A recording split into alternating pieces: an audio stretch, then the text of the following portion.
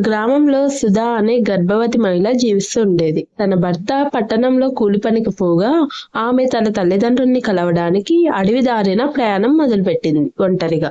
అరణ్యంలోకి చేరుకున్న సుధాని ఇద్దరు రాక్షసులు గమనించారు. గర్భిణీ స్త్రీని చూసిన ఆ రాక్షసులకి దురుద్దేశం పుట్టింది.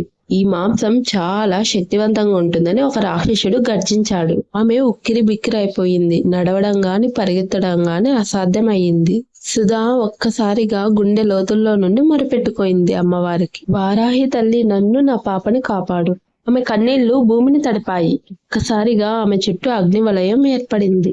ఆకాశం నుండి ఒక్క మెరుపు మెరిసింది. రాక్షసులు భయంతో వెనక్కి తగ్గారు. వీర రూపంలో వారాహి అమ్మవారు ఆ రాక్షసుల్ని భస్మం చేశారు. శాంతించిన అమ్మవారు గర్భిణీ స్త్రీని హత్తుకొని ఆపద నుండి దూరం చేసింది. ఆ తర్వాత సుధాకి పండంటి మగబిడ్డ పుట్టాడు.